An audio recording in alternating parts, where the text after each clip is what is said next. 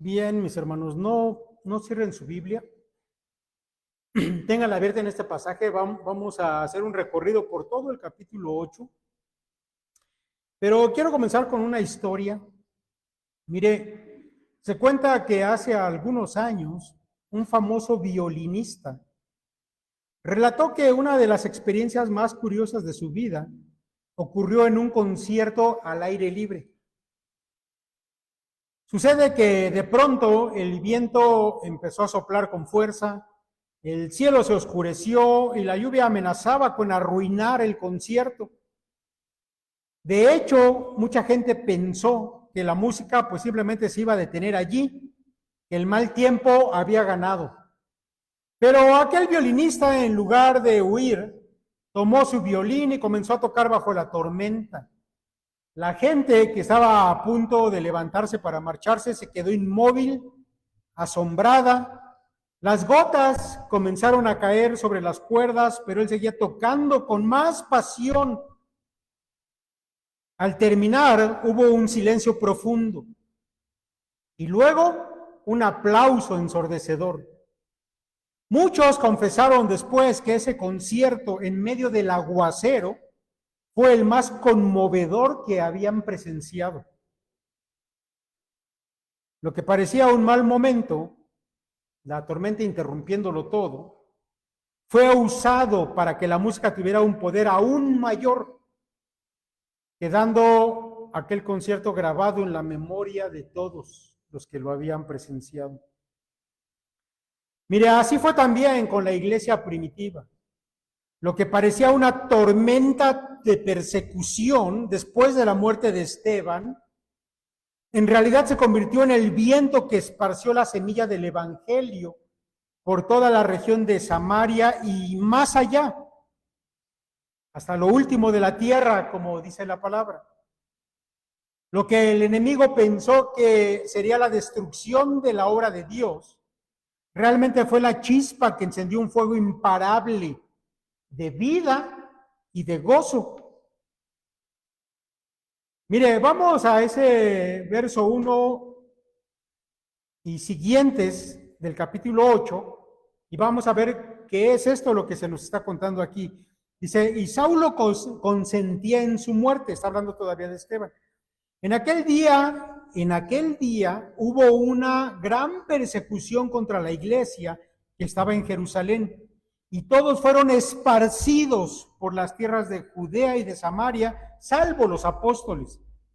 Y hombres piadosos llevaron a enterrar a Esteban e hicieron gran llanto por él. Y Saulo asolaba la iglesia y entrando casa por casa, arrastraba a hombres y a mujeres y los entregaba en la cárcel. Mire, aunque ya hemos hablado de Saulo consintiendo la muerte de Esteban en la predicación anterior que hablamos de Hechos, quiero hacer una breve mención en este verso 1 de algo que me parece interesante observar respecto de Saulo. Dice la escritura, y Saulo consentía en su muerte. Ahora déjame decirle que en el idioma griego esa palabra consentía está en un tiempo imperfecto que indica una aprobación continua. Saulo no solamente había estado presente en aquel momento, sino que apoyaba de manera activa la ejecución de Esteban. Tal como lo dice el comentarista bíblico Raúl Caballero, al que cito, Saulo es un joven fanático que aspira a ver terminada la herejía iniciada por Jesús. Está tranquilo en su interior con la muerte de Esteban y cree que ha llegado la hora de vindicar la tradición, el templo, la ley y la conciencia hebrea. Sin embargo, no hay dudas de que la muerte injusta de Esteban con la que colaboró le había tocado el corazón. Su testimonio posterior lo va a probar. Fin de la cita de Raúl Caballero. Y esta observación, mis hermanos, es importante, porque después del asesinato de Esteban, se desató ese mismo día una persecución en contra de la iglesia. ¿Y qué cree? que el que estaba al frente de esa persecución era ni más ni menos que el mismo Saulo. Y yo creo, mis hermanos, que llegados a este punto, lo que estaba pasando en el corazón de Saulo era una batalla. Porque yo creo que su conciencia le gritaba que Esteban y ese grupo de seguidores de Cristo a los que estaba persiguiendo, de alguna manera sí tenían que ver algo con el Dios verdadero. Pero por otro lado, él intentaba callar esa conciencia y lo hacía persiguiendo con más fuerza para tratar de acabar a aquellos cristianos. Tal vez haya conocido a gente que es así, que saben que una cosa está bien, pero luchan haciendo lo contrario para apagar su conciencia. Años después, relatando su conversión, el mismo Pablo cuenta que Cristo, cuando se le apareció, le dijo: ¿por qué me persigues? Dura cosa te es dar coces contra el aguijón. Y esa frase, mis hermanos, puede referirse a esa lucha interior que desde este momento ya estaba teniendo Pablo o Saulo ahí en su corazón. Mire, pero cuando vamos al verso 3, Lucas nos va a describir esa persecución, que es un reflejo de esa forma de ser de Saulo. Mire, dice el verso 3, y Saulo asolaba la iglesia.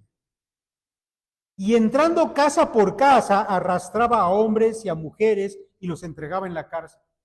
Ahora, yo debo decirle algo, que al traducir el griego al español, las palabras sin duda pierden algo de esa dureza que la expresión original de Lucas había plasmado en el texto. Si fuéramos al texto griego nos encontraríamos algo más fuerte, de hecho algo que daría miedo. Mire, quiero que escuche cómo lo comenta el teólogo bautista Guy Williamson, hablando de este texto. Dice: la palabra asolaba quizá es una traducción suave del término de Lucas para la acción de Saulo, porque Saulo realmente violaba la iglesia como un animal salvaje. Su celo religioso, cualquiera que fuera su elemento de sinceridad, se ejercitaba con una pasión ciega que resultó en una expresión sádica. Así, con esas palabras, se describe lo que Saulo estaba llevando a cabo. Ahora escucha a John MacArthur respecto de este mismo pasaje. Él dice: asolar era una expresión empleada en los escritos no bíblicos para referirse a la devastación de una ciudad. Ahora, por un instante piense que cuando un ejército iba y conquistaba una ciudad, lo que pasaba en el momento de entrar a la ciudad, mis hermanos, era espantoso. Para eso, para lo que sucedía cuando el ejército entraba en la ciudad, se usaba la palabra devastar. Continúa diciendo John MacArthur, o se utiliza también para el acto de ser despedazado por un animal salvaje. Por su lado, William MacDonald, el conocido comentarista bíblico, dice: de nuevo el nombre de Saulo, con una energía ilimitada, está acosando a la iglesia, arrastrando a sus indefensas víctimas de sus hogares y acercándolos y encerrándolos en la cárcel. Si tan solo pudiera olvidarse de Esteban, aquella serenidad, aquella convicción inquebrantable, aquel rostro de ángel, había de eliminarlo de su memoria e intenta hacerlo escalando sus ataques sobre los hermanos de Esteban en la fe, lo que acabo de mencionar. Mire, la furia de Saulo era incontenible. Y él mismo, más adelante, va a recordar esos tiempos. Y él va a decir, en cuanto a celo, era perseguidor de la iglesia. Y mis hermanos, haber sido perseguidor de la iglesia es algo que a Saulo siempre lo acompañó durante toda su vida. Y lo acompañó como un sentimiento de culpa por haber hecho esto. Pero esta persecución, mis hermanos, obligó a aquellos primeros cristianos a salir de Jerusalén, Ahora, es obvio que no todos los cristianos se fueron de Jerusalén. De hecho, los expertos creen que aquellos que salieron primero fueron los que hablaban griego. Por ejemplo, Esteban era de los que hablaba griego, Felipe también, y muchos otros que habían llegado a Jerusalén por causa de las fiestas. Y estos, como no tenían una casa allí, fueron los primeros que salieron, pero los que eran de habla aramea o hebrea y que vivían en Jerusalén, bueno, ellos permanecieron junto con los apóstoles. Pero esa gran parte que sí salió de Jerusalén y que eran miles, huyeron para salvar su vida. Pero aquí, mis hermanos, se nos va a comentar, Lucas se va a encargar de hacerlo, de comentar algo maravilloso. Porque sí es bien cierto que la persecución comenzó de manera abrupta y era una persecución terrible, realmente, como lo acabamos de escuchar.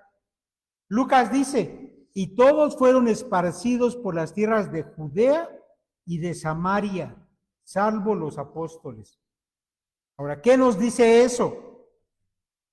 Nos dice, mis hermanos, que sin duda Lucas está haciendo esta precisión para recordar las palabras del Señor.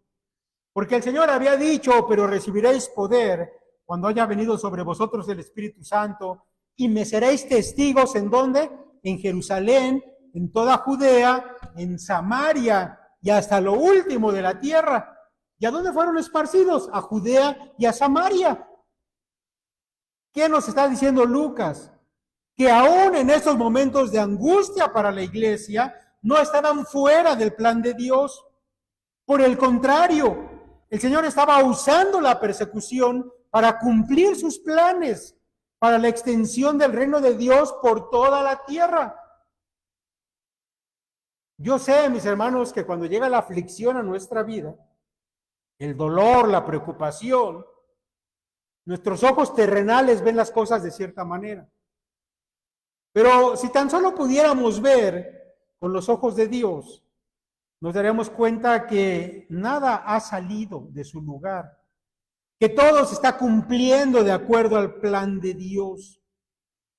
Cuando Pablo dijo que a los que aman a Dios todas las cosas les ayudan a bien, mis hermanos, esto que está pasando aquí es un ejemplo de ello. Como ya hemos dicho al comienzo de esta predicación, lo que parecía un terrible obstáculo para la iglesia, de manera que terminó siendo dispersada, y tal vez alguien hubiera pensado que era el fin del movimiento cristiano. No era así, era todo lo contrario. Esto que está pasando es una victoria del Señor de la iglesia. No es el fin, sino es el comienzo, el primer paso de la conquista del Imperio Romano por el cristianismo, que está siendo dirigido por el mismo Espíritu Santo de Dios. Y luego continúa Lucas diciendo, pero los que fueron esparcidos iban por todas partes anunciando el Evangelio. Mis hermanos, debo decirle algunas cosas acerca de este párrafo. Primero, mis hermanos, que Lucas nos va a dar una descripción de cómo fue esa huida. Eso es lo primero. Segundo, mis hermanos, este párrafo es la manera en que Lucas va a introducir a Felipe, que va a ser la figura principal en todo el capítulo 8 de Hechos. Es la manera en que lo va a introducir en la historia. ¿Sí? Dice, pero los que fueron esparcidos iban por todas partes anunciando el Evangelio. Lucas nos dice cómo fue esa huida, y no es como humanamente pudiéramos pensar que se iba a dar esa huida.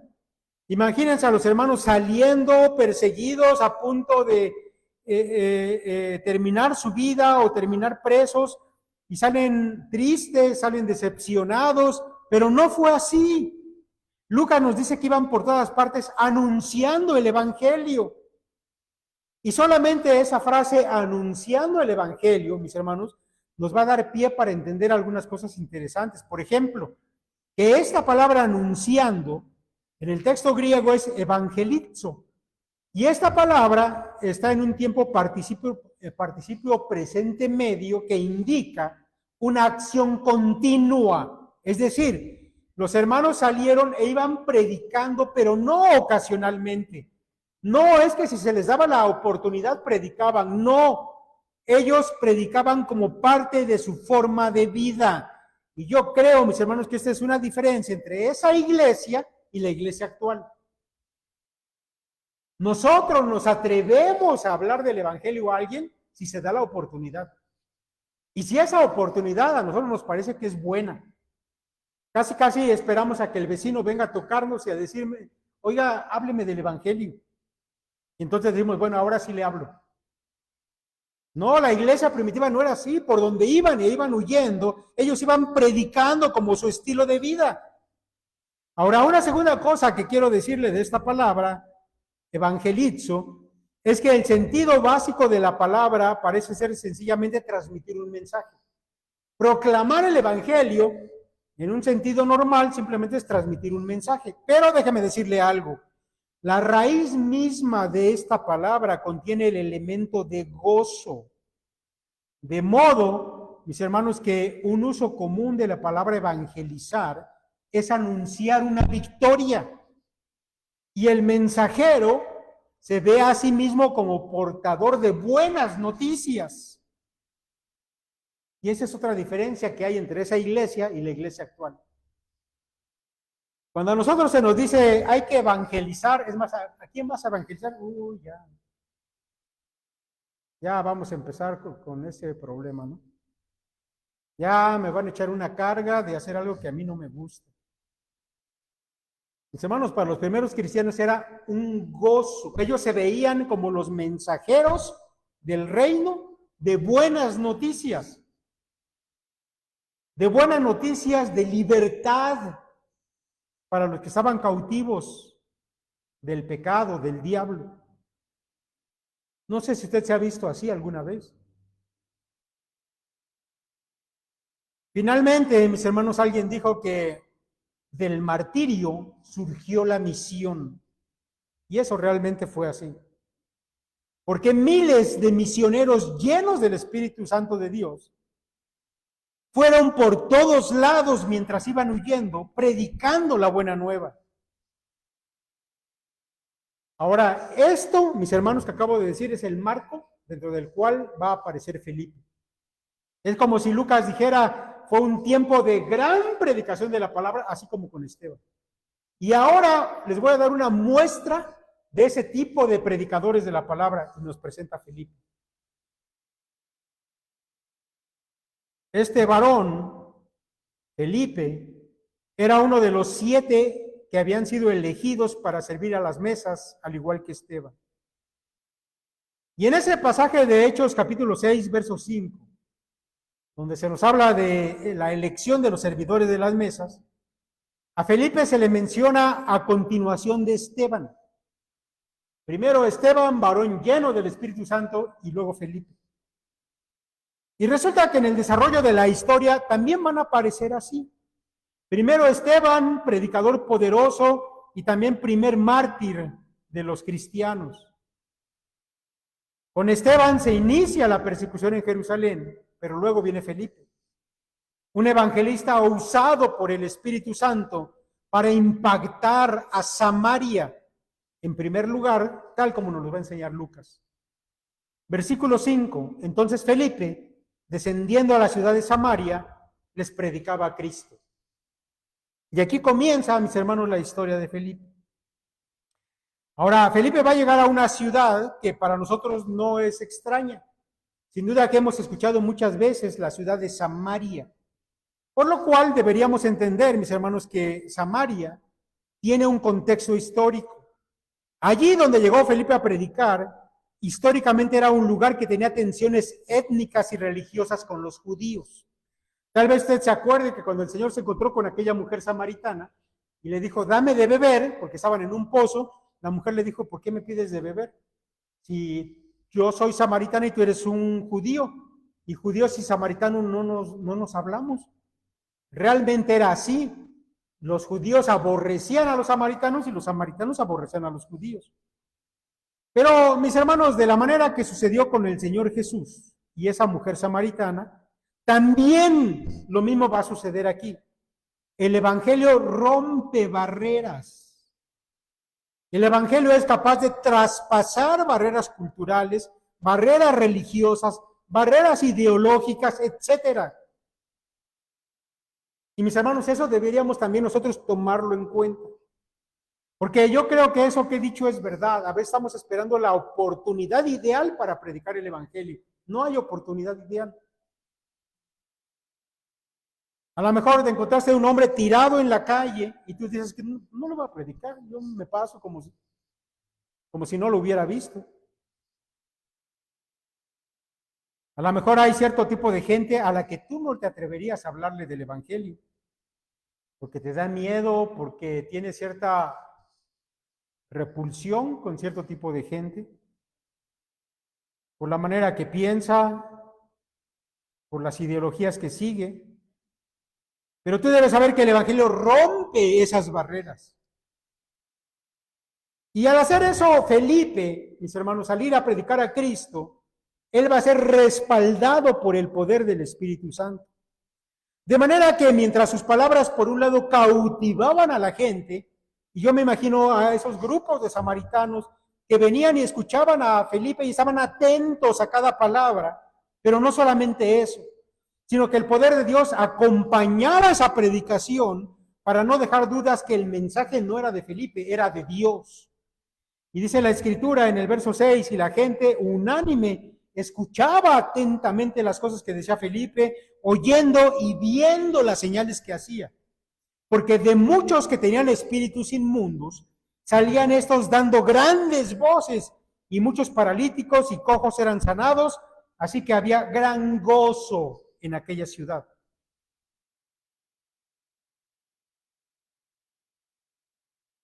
Mis hermanos, no cabe duda que cuando el Evangelio llega a un lugar o es escuchado por una persona, hay cambios. Cuando ese Evangelio es recibido con atención, con fe, se producen cambios. Y uno de esos cambios es lo que nos dice Lucas. Había gozo en esa ciudad. Déjame contarle una historia breve. Un médico misionero en África relataba que uno de los primeros cambios que notaba en las aldeas donde el Evangelio era recibido, no era solo que la gente dejara prácticas supersticiosas o prácticas violentas, sino algo mucho más sencillo pero visible, que la gente sonreía. Este médico decía, cuando llegábamos por primera vez, los rostros eran serios, tensos, llenos de miedo. La vida parecía un peso insoportable. Pero cuando las personas conocían a Cristo, en pocos días comenzaban a cantar, a reír, a saludarse con un brillo nuevo en los ojos. La transformación más inmediata y sorprendente era esa. Empezaban a sonreír de verdad. Mis hermanos, el gozo del Evangelio no depende de las circunstancias externas, porque este es un gozo que nace del corazón, porque Cristo llena ese corazón. Por eso Hechos dice que cuando Felipe predicó en Samaria y muchos creyeron, había gran gozo en esa ciudad, porque donde llega el Evangelio, los rostros sin duda que se iluminan. Debo decirle que yo mismo he visto el cambio en el rostro de un hombre en un instante. Una vez tuvimos la oportunidad de hablar con un hombre que estaba poseído, pero cuando Dios le liberó, en un instante su rostro cambió. De un rostro duro que incluso daba miedo a un rostro sonriente, y ese hombre siguió sonriente. Ni siquiera su familia lo reconocía. El Evangelio hace eso. Ahora mire, a continuación, mis hermanos, después de que se nos ha dicho que el Evangelio es recibido con gozo por esos samaritanos, sucede el mismo patrón que vamos a encontrar siempre en la Escritura. Cuando el Evangelio avanza, cuando la iglesia avanza, inmediatamente el enemigo responde, aparece. ¿Se acuerda de Esteban? Esteban predicando poderosamente e inmediatamente aquellos de la sinagoga de los griegos salen, lo confrontan y eso va a terminar en la muerte de Esteban.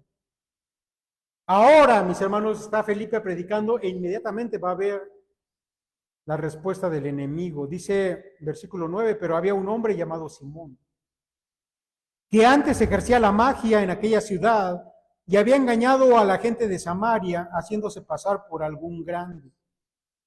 Ahora, mire, a mí me parece muy interesante que después de haber mencionado que ante la predicación de Felipe muchos endemoniados eran liberados, ahora de manera inmediata se nos presenta a Simón, que era ni más ni menos que un mago. Versículo 11 dice que había logrado engañar a la gente de aquella ciudad, Samaria, con sus artes mágicas. Ahora, yo debo decirle que la palabra mago era usada de una forma especial en aquel tiempo. Un mago, mis hermanos, era un hombre que en muchos lugares era tenido muy en cuenta. Tenían incluso altos rangos dentro del gobierno, porque un mago entendía, por ejemplo, la lectura de las estrellas en los cielos, estudiaba las matemáticas, estudiaba algunas áreas de la ciencia, pero aparte de eso, también practicaba ciencias ocultas. Es probable que este hombre, Simón, fuera uno de esos magos, que realmente tenía relación con artes oscuras. Ahora, este hombre dice que había engañado a aquella ciudad. La palabra engañar, que aparece ahí en el verso 11, realmente es traducido por otras versiones bíblicas como maravillar, asombrar, embelezar, etcétera. Y esas palabras, mis hermanos, simplemente nos indican que este mago realmente realizaba obras sobrenaturales. Y esos milagros o obras sobrenaturales las realizaba, pero por el poder demoníaco. De manera que la gente del pueblo estaba maravillada. Y ese hombre aprovechaba eso para hacerse pasar por una deidad. Bueno, déjame decirle que haciéndose pasar por un grande significa eso. Escuche lo que dice el profesor Stanley Toussaint, un experto en el Nuevo Testamento. Dice, la gente lo llamó a él gran poder. Es probable que hayan pensado que poseía cierta forma de deidad. Escuche lo que dice John MacArthur. Impresionados por los poderes ocultos del hombre, exclamaban, este es el gran poder de Dios. Ese título muestra que Simón reclamaba deidad para sí mismo. Que Simón se viera como Dios revela el concepto personal más hereje imaginable. Los padres de la iglesia primitiva informaron que Simón fue uno de los fundadores del gnosticismo y que se veía a sí mismo como Dios encarnado.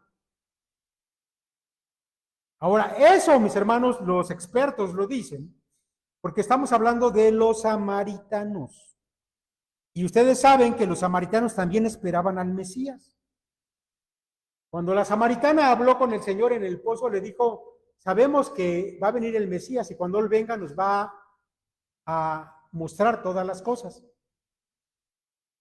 Los samaritanos habían sido parte del pueblo de Dios. De hecho, Dios los considerado como parte de su pueblo. Ellos no eran desconocedores de Dios y también esperaban a un Mesías.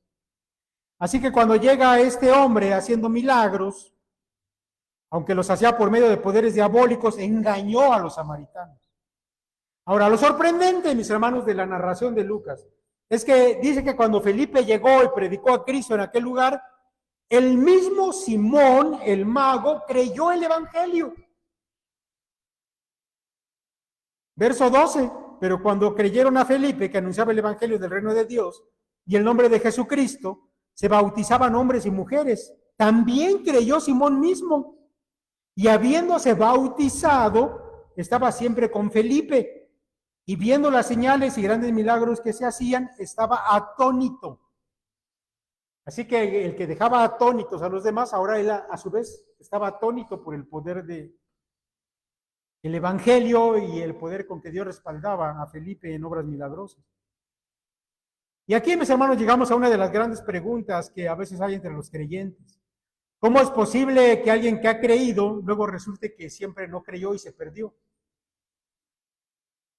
Pero mire, en la parábola del sembrador que todos conocen, el Señor habla de diferentes tipos de terreno que reciben la semilla, y esa semilla es un símbolo de la palabra de Dios. Hay diferentes tipos de personas que reciben la palabra de Dios.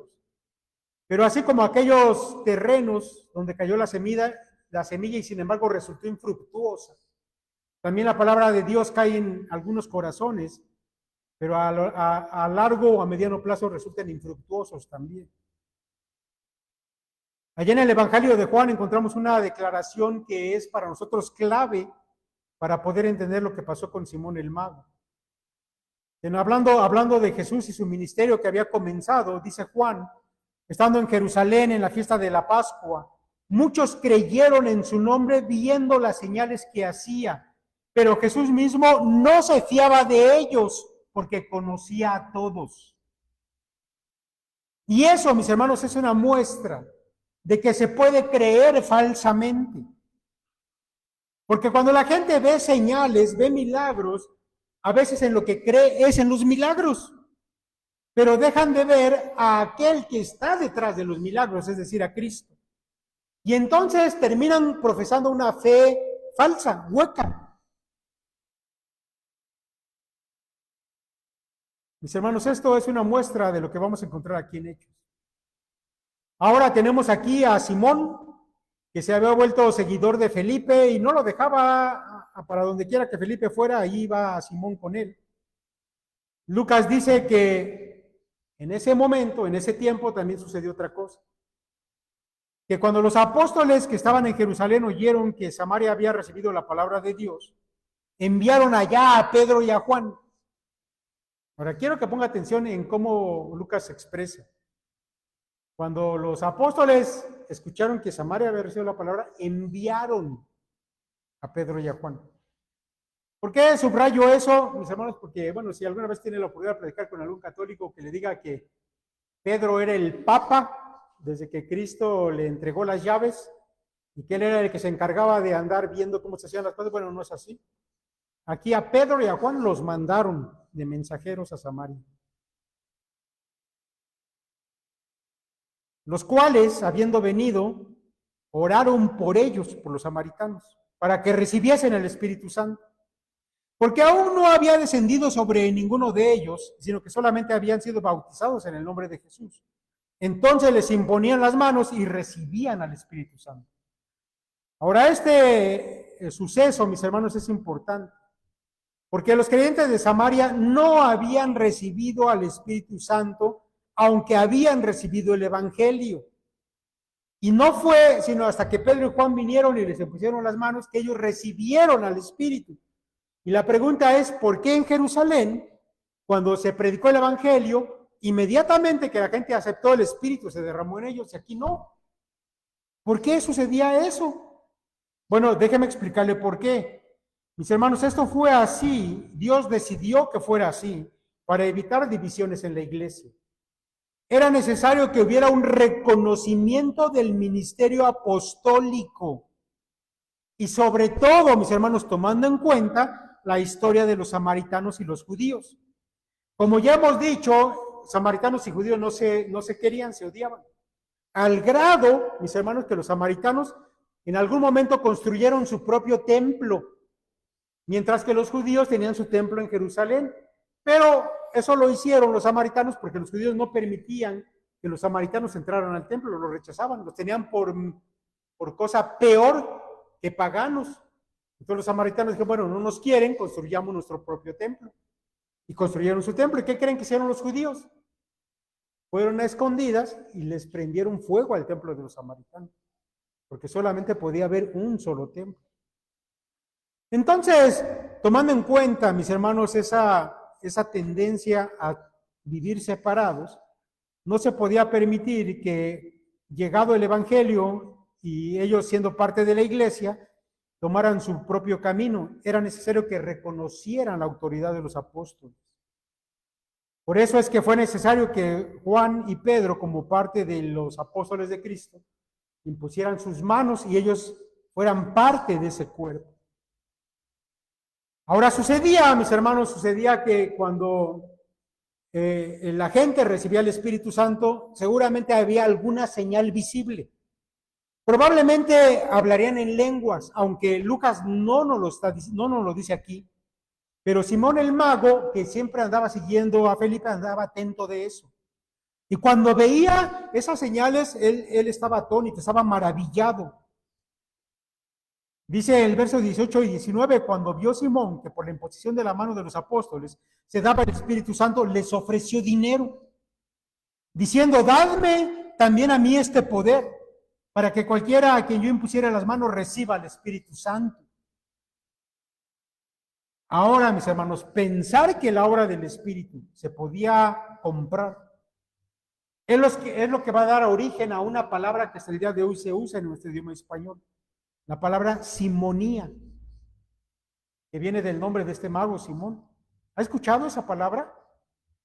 El profesor Stanley Toussaint dice lo siguiente: el término simonía, que se refiere a la compra o venta de cosas que se consideran religiosas o sagradas, tales como un oficio eclesiástico, viene del deseo de Simón de comprar ese poder para impartir el Espíritu Santo a otros. Ahora, este asunto de la simonía es algo que, por ejemplo, la Iglesia Católica ha practicado toda su vida.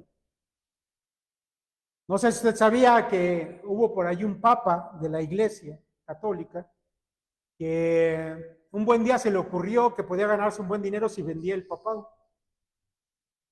Y entonces fue con su compadre, que era rico, y le dijo, pues te vendo el papado. Y dijo, bueno, órale, pásamelo. Y entonces ya el otro fue papa, porque el papa recibió un dinero a cambio de su puesto. Bueno, cuando se murió el compadre, bueno, ya volvió a recuperar su cargo, así que fue un buen negocio. Ya sabe que la Iglesia Católica se dedicó a vender indulgencias, ¿no? Lo que fue la gota que derramó el vaso para que se diera la reforma de Martín Lutero. Bueno, la Iglesia Católica le hace honra a las simonías. Pero cuando Pedro ve eso, mis hermanos, ve esto o escucha esas palabras de Simón el mago, Pedro se molesta mucho y va a dar una respuesta contundente. Dice, entonces Pedro le dijo, tu dinero perezca contigo. Dice por ahí un comentarista que hay una versión bíblica que dice, al diablo con tu dinero.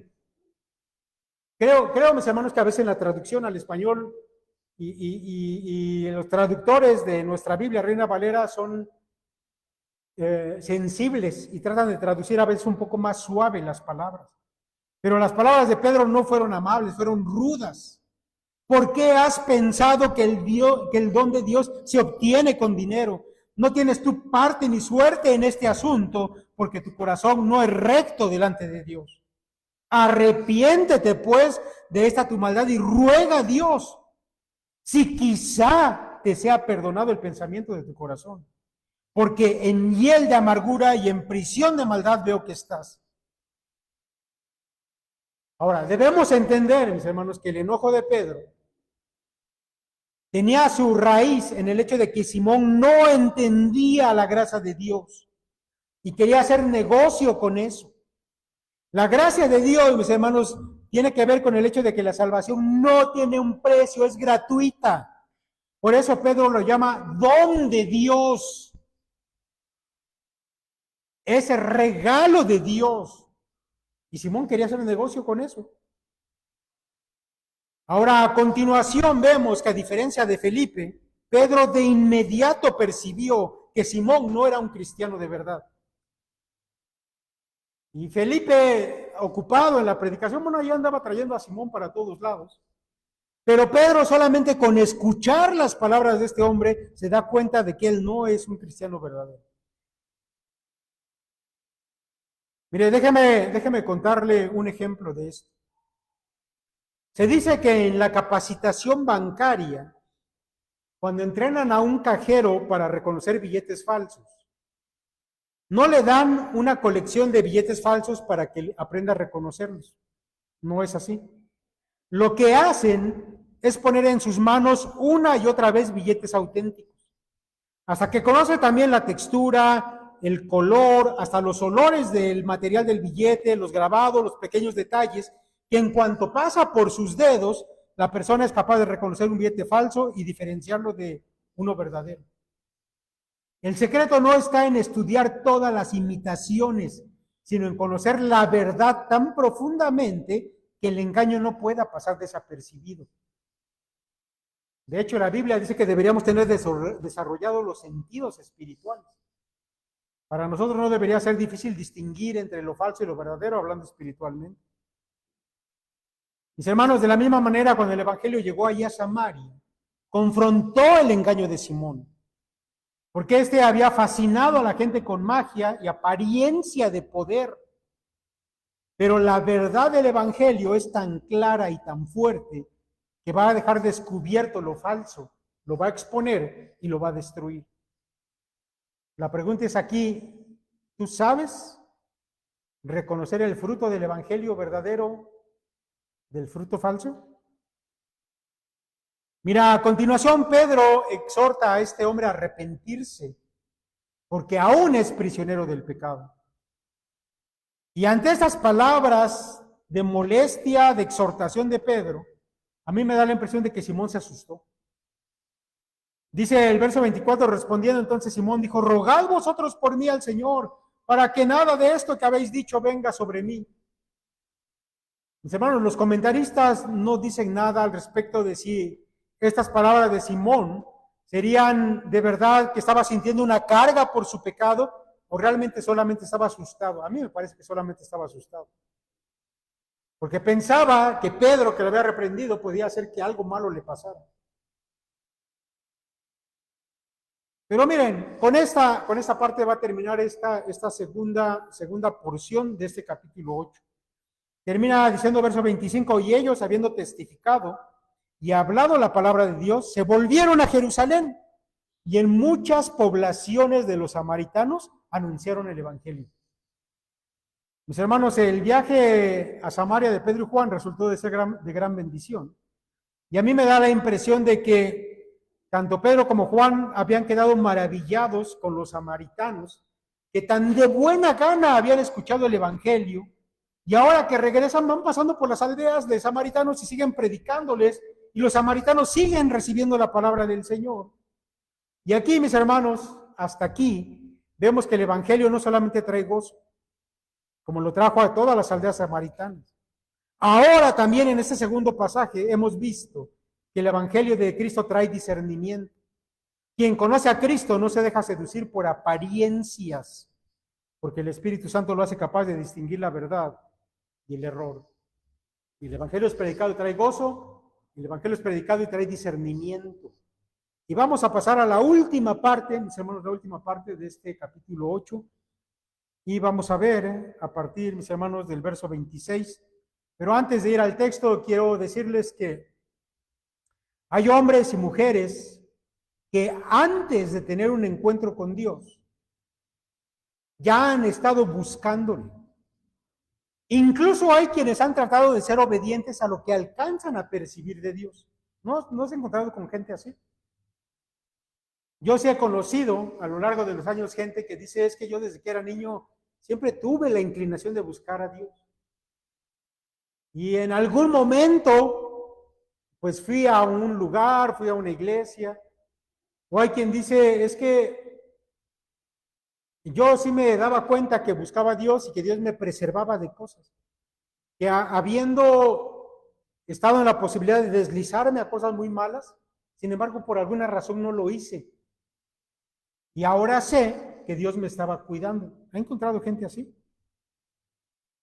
Mire, yo he conocido a algunas personas que antes de tener un encuentro con Cristo, pasaron por las filas del catolicismo, de los testigos de Jehová, de los mormones, etcétera, y finalmente fueron encontrados por el Señor Jesús.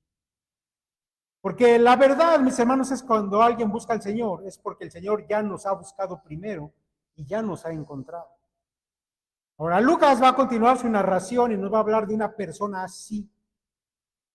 Y va a introducir a Felipe en una nueva participación de este evangelista de Dios. Dice el verso 26, un ángel del Señor habló a Felipe diciendo, levántate y ve hacia el sur por el camino que desciende de Jerusalén a Gaza, el cual es desierto. Entonces él se levantó y fue, y sucedió que un etíope, eunuco, funcionario de Candace, reina de los etíopes, el cual estaba sobre todos sus tesoros, y había venido a Jerusalén para adorar. Ahora, hay algo extraordinario en esa narración de entrada. Primero, que un ángel del Señor se le haya aparecido a Felipe. Y luego le ordena que vaya a un camino desierto.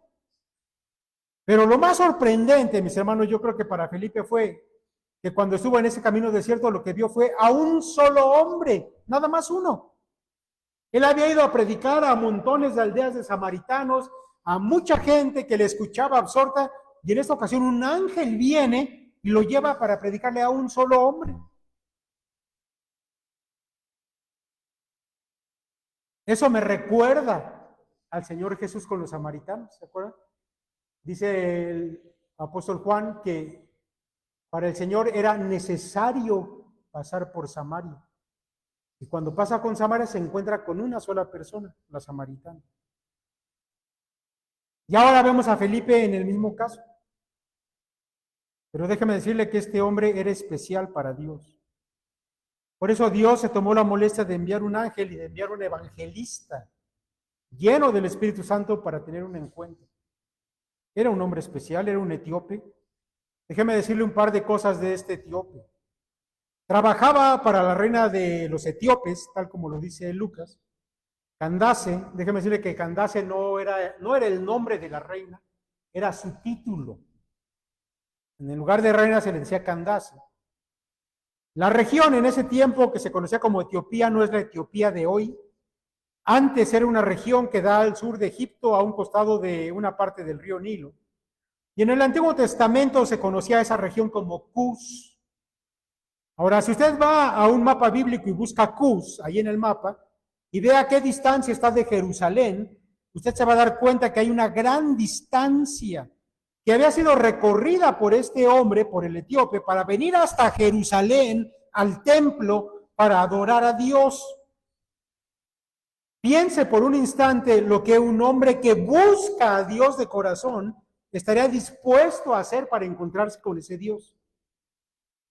Número 2, mis hermanos, este hombre no era judío, puesto que Lucas lo identifica ya como un etíope.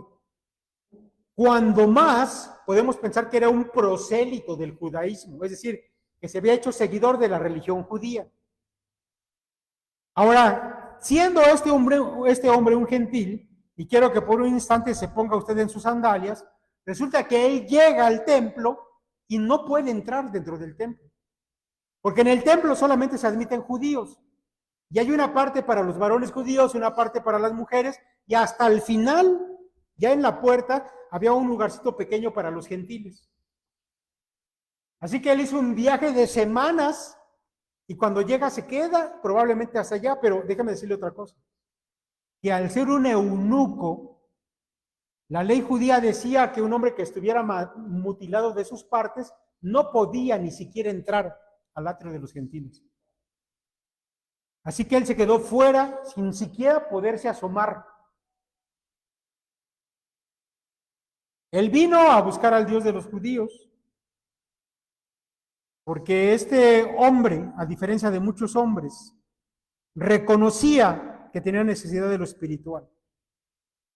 Y este hombre, que era funcionario de la reina de su país, y que Lucas se encarga de decir que que estaba a cargo de todos los tesoros de la reina, y podríamos decir que era algo así como el secretario de Hacienda en su país, y que tenía tanto recurso económico que hasta pudo hacer un gran viaje de semanas. Sin embargo, él reconocía que algo le hacía falta. Y ahora llega al templo de los judíos y se tiene que quedar afuera porque no les es permitido acercarse. Pero el hombre no se desanima y ahora va de regreso en su carro y va leyendo un rollo del profeta Isaías. Ahora déjame decirle que conseguir un rollo en ese tiempo era casi imposible. De hecho, había ciudades en las que no había un rollo de la escritura. Tenían que traer de otra ciudad más grande un rollo que se les prestaba cierto día para leerlo y entonces todo el pueblo venía a escuchar, porque no era fácil tener un rollo. Así que yo creo que este hombre tenía una gran posibilidad económica, había comprado un rollo de Isaías y venía en su carro y venía leyendo la palabra porque tenía necesidad de Dios. Volvía sentado en su carro leyendo al profeta Isaías y el Espíritu dijo a Felipe, acércate y júntate a ese carro. Acudiendo Felipe le oyó que leía al profeta Isaías y dijo, ¿pero entiendes lo que lees? Él dijo, ¿y cómo podré si alguno no me enseñare? Y rogó a Felipe que subiese y se sentara con él. El pasaje de la escritura que leía era este, como oveja a la muerte fue llevado, y como cordero mudo delante del que lo trasquila, así no abrió su boca. Y mis hermanos, cuando yo leo esta parte, yo digo, Dios dispuso todo para que este hombre no regresara vacío a su tierra. Hasta la parte de Isaías que estaba leyendo, es la parte más evangelística del libro. Es la parte que contiene el mensaje más impactante acerca de Jesús, de la muerte de Jesús. En su humillación no le hizo justicia, mas su generación, ¿quién la contará? Porque fue quitado de la tierra su vida. Respondiendo el eunuco, dijo a Felipe, te ruego que me digas, ¿de quién dice el profeta esto? ¿De sí mismo o de algún otro?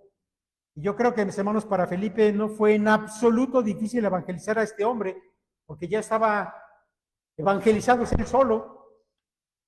Y muchas veces vamos a encontrar a gente así. Entonces Felipe, abriendo su boca y comenzando desde esta escritura, le anunció el evangelio de Jesús. Y yendo por el camino llegaron a cierta agua y dijo el eunuco, aquí hay agua, ¿qué impide que yo sea bautizado? Felipe dijo, si crees de todo corazón bien puedes. Y respondiendo dijo, creo que Jesucristo es el Hijo de Dios. Y mandó parar el carro y descendieron ambos al agua, Felipe el eunuco, y lo bautizó. Ahora me asombra, mis hermanos, la actitud del eunuco. Parece que tiene prisa por saber más de Dios, por obedecer a Dios. Y dice, oye Felipe, mira que hay un charco aquí, bautízame. Y Felipe dice, bueno, pues si ya creíste, pues adelante. Yo me pregunto por qué a veces hay cristianos en nuestra iglesia que ya nacieron de nuevo, o eso dicen, pero pasan meses, pasan años y no se quieren bautizar. Ojalá todos fueran como este etíope, que realmente tuvieran hambre de obedecer a Cristo. Y aquí vemos a este etíope que por fin ha llegado al término de su búsqueda. Jesucristo le es predicado y su muerte es entendida, que nos salva de nuestros pecados, y eso lo entiende el etíope. Y este hombre que había sido capaz de dejar todo para ir a Jerusalén, a ese lugar donde él pensaba que iba a hallar lo que necesitaba, pero que le habían cerrado la puerta en las narices. Ahora encuentra al Señor que hará feliz su vida para siempre. Y Lucas dice que regresó a su casa gozoso. Cuando subieron del agua, el Espíritu del Señor arrebató a Felipe y el eunuco no le vio más y siguió gozoso su camino. Y es algo interesante, ¿no? Cuando dice aquí la Escritura que el Espíritu arrebató a Felipe, se utiliza la misma palabra que Pablo emplea para hablar del rapto de la iglesia, del arrebatamiento de la iglesia. Quiere decir que Felipe desapareció de los ojos del etíope, pero al etíope no le importó, él iba feliz con lo suyo y regresó a su casa. Y termina diciendo, y con esto vamos a acabar, pero Felipe se encontró en Azoto y pasando anunciaba el evangelio en todas las ciudades hasta que llegó a Cesarea. Mis hermanos, Felipe desaparece y aparece en una ciudad que era la capital de los filisteos. Y mientras Felipe va caminando, él sigue predicando. Asombroso, mis hermanos, la vida de los primeros creyentes era el evangelio. Y a donde quiera que iban, predicaban, era su forma natural de vivir. Y finalmente se dice que Felipe llegó a Cesarea y en ese lugar Felipe se estableció y vivió allí a partir de ese momento. Y 20 años más tarde, cuando llegamos al capítulo 21 de Hechos, vamos a encontrar que el apóstol Pablo va a ir a Cesarea y se va a hospedar en casa de Felipe, que seguía viviendo en Cesarea desde ese momento. Es increíble los cambios, el tiempo como pasa. Y tenemos a Saulo ferozmente arrasando a la iglesia. Y 20 años después es el gran apóstol Pablo, que se va a encontrar con el predicador, el evangelista Felipe y se va a hospedar en su casa. Mis hermanos, vamos a dejarle aquí, solamente quiero recalcar las cosas que aprendimos. Primero, que Dios usa las crisis para expandir su obra. La persecución es verdad que dispersó a la iglesia, pero no la cayó. Segundo, el evangelio siempre expone la falsedad. Tercero, el evangelio alcanza al que busca de corazón. El cuadro general es que la misión es imparable. Desde Jerusalén, Judea, Samaria, hasta este funcionario africano que va a ir al otro lado de la tierra, hasta lo último de la tierra. Déjame decirle que hay una iglesia etíope hasta la actualidad, que es muy antigua y que se piensa que viene desde los tiempos apostólicos.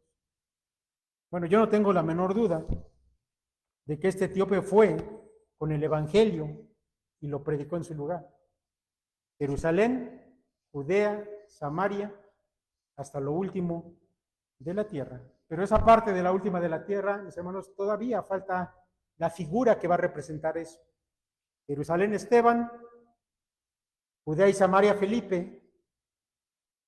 Pero la próxima vez, y me va a tocar también a mí predicar, capítulo 9 de Hechos, vamos a ver al representante de esa última parte. Entre tanto, mis hermanos, que el Señor les bendiga, que Dios les permita tener valor para predicar no cuando sea el momento oportuno, no cuando se te acomode, para que tú digas, ahora sí aprovecho y aquí lo evangelizo, no. Tú ve donde quiera que estés, es oportunidad para evangelizar. Siéntete ese mensajero del reino que va a dar buenas nuevas. No lo tomes como una carga, debe ser siempre un gozo. Que Dios haga realidad eso en tu vida.